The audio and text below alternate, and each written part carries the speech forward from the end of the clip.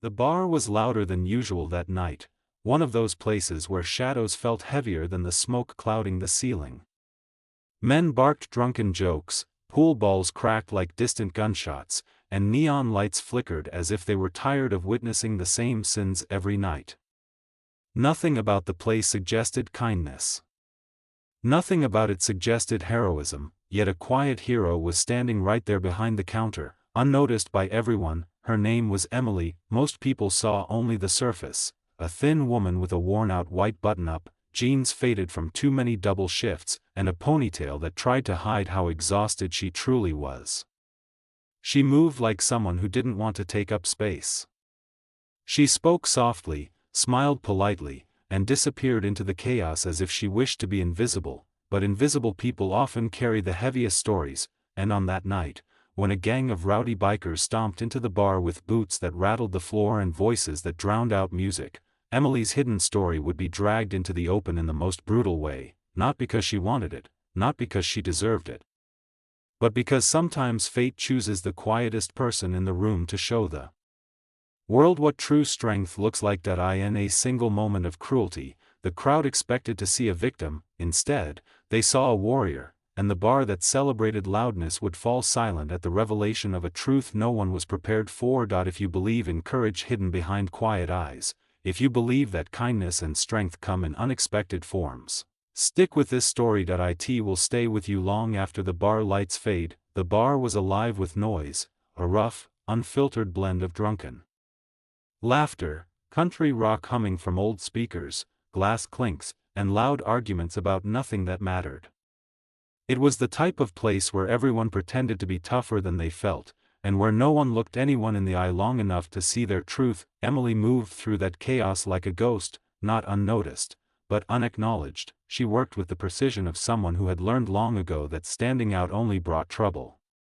Her steps were quick, her posture straight, her voice calm even when the world around her was anything but. She had mastered the art of being present without being seen. To the regulars, she was just Emily, the quiet waitress who never complained, never raised her voice, and never let the exhaustion in her bones show. Some admired her work ethic.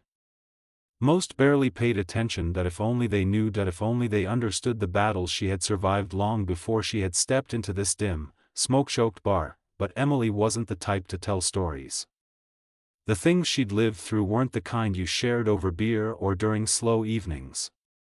They were the kind that carved themselves into your soul and stayed there, etched like the tattoo she kept hidden beneath her shirt. A tattoo she never wanted anyone to see again. That night, however, fate chose differently. The roar hit first, a deep, guttural growl of engines tearing through the night.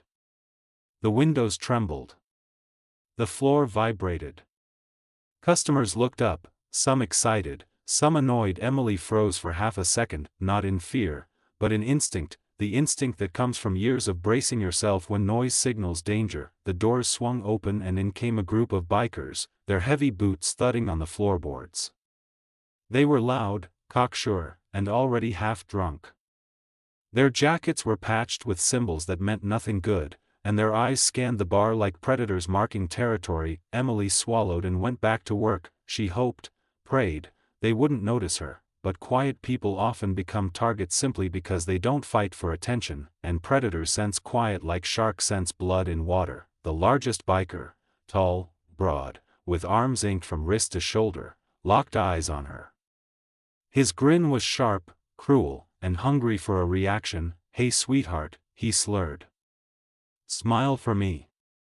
She didn't, she simply set down drinks at the next table and walked away. He didn't like that, people like him never do. He followed her, his boots heavy, his breath thick with alcohol. "You ignoring me?" he asked, stepping into her path. Emily kept her voice soft. "Just doing my job, sir. What can I get you to drink?"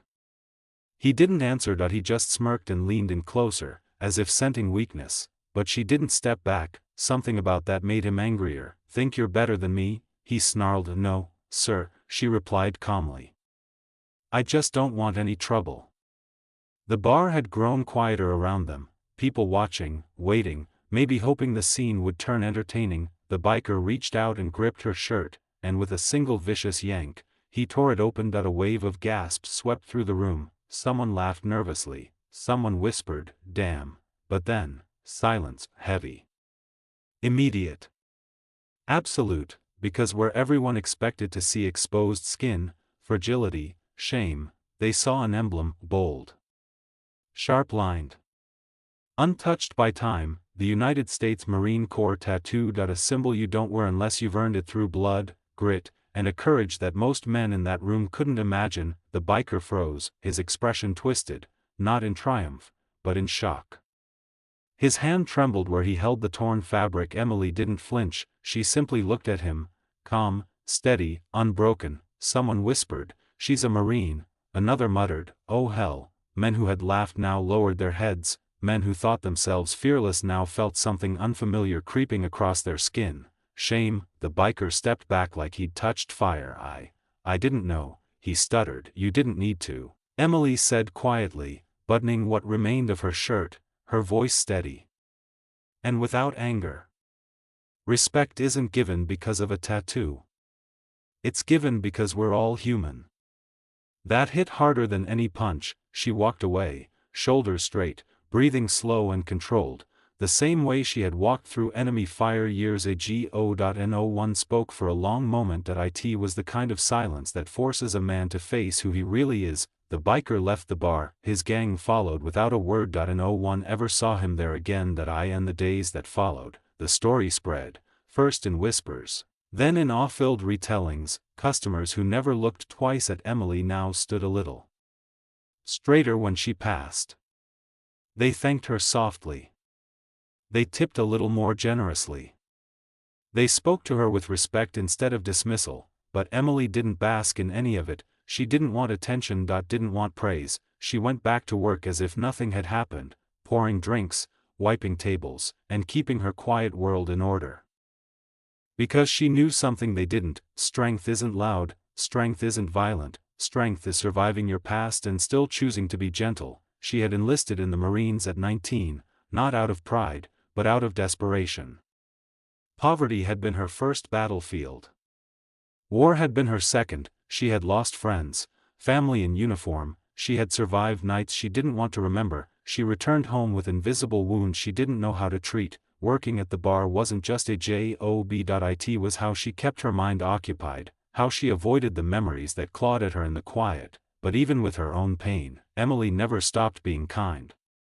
She covered shifts for single mothers, she checked on lonely customers, she fed the homeless man who wandered by every Wednesday night. Her scars didn't harden her, they softened her. The bar eventually closed, people moved on, stories faded into exaggerated legends, but the story of the quiet waitress with the Marine tattoo never disappeared. To some, Emily became a symbol of strength hidden in ordinary places. To others, she was a reminder that the softest voices often carry the hardest histories.